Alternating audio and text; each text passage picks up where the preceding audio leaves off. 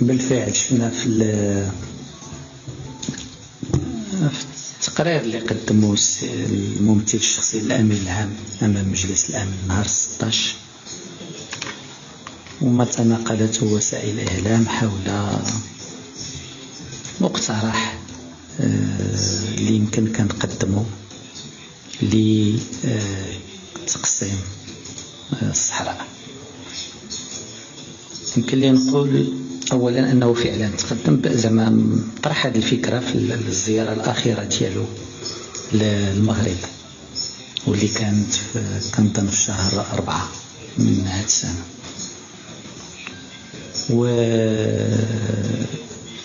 وفعلا كان المغرب جدد الموقف ديالو الواضح اللي كان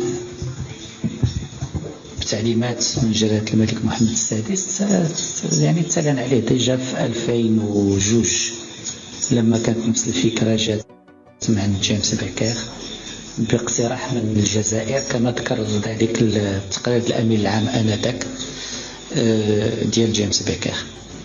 وكان رد المغرب واضح بأن أولا هذا الشيء هذا جديد قديم سيديو غيشوفي. ثانيا بأن موقف المغرب بحال اللي كان في 2002 راه هو اليوم، بأن المغرب بحال اللي أكد ذلك جلالة الملك لا يتفاوض حول صحراءه ولا يتفاوض حول سيادته على الصحراء ولا يتفاوض بشأن وحدته الوطنية. المغرب يتفاوض بشأن نزاع إقليمي مع بلد جار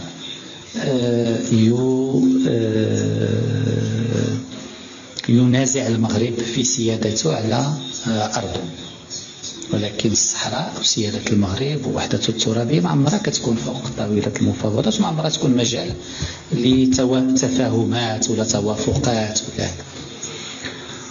وأكد الوفد المغربي آنذاك السيدي مستورة بأن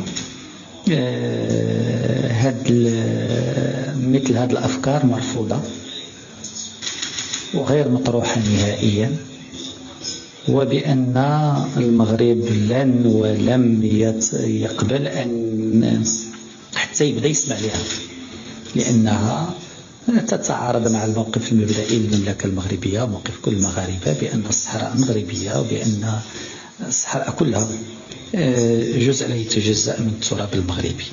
ولكن اللي يبقى هو أن مادام السيدي مستورة هضر على هذا الموضوع وكان عليه يذكر منين جاتو هذه الفكرة، شكون اللي وحالوا بها وشكون هي الأطراف اللي شجعته على أنه يطرحها بحال اللي قدمها لنا في أبريل، وبأن واش هي مبادرة ديالو ولا مبادرة ديال أطراف معينة اللي وحات ليه بأنه يعاود يطرحها.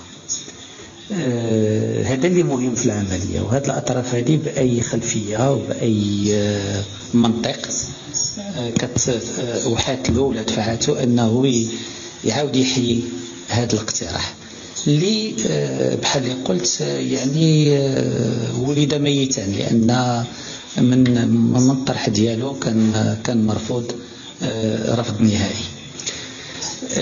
نفس الأمر يتعلق بما ذكره السيد الممثل الشخصي فيما يتعلق بتوسيع أو التطوير أو تفصيل مبادرة المغربية للحكم الذاتي اللي قال بأنه حان الوقت باش المغرب يقوم بها.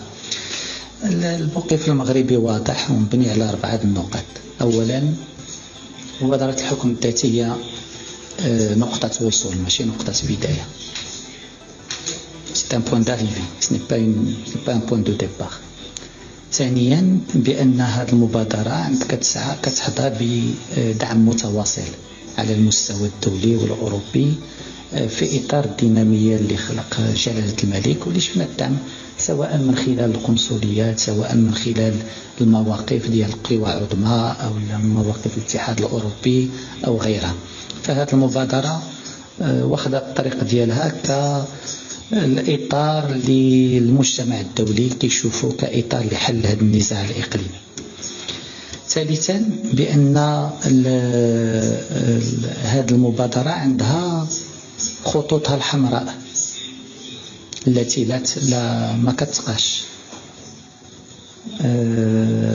وعندها مجالات اللي فيها يمكن يكون فيها تفاصيل، ولكن كاين نقط حمراء، كاين أسس اللي ما كتقاش في هذه المبادرة سواء في مختلف جوانبها. وهذه المبادرة نهار الأطراف الأخرى تقول وتعبر على استعدادها بأنها تدخل في مسار اللي هي الأرضية الوحيدة ديالو هي مبادرة الحكم الذاتي، آنذاك في احترام للخطوط الحمراء اللي موجودة عاد كيكون الحديث شنو هي الأمور اللي كتحتاج تفصيل، ولكن في غياب انخراط جدي، انخراط واضح علني للأطراف الأخرى في مسلسل على أساس مبادرة الحكم الذاتي، فهذه الأمور هذه غير مطروحة وسابقة لأوانها. شكرا.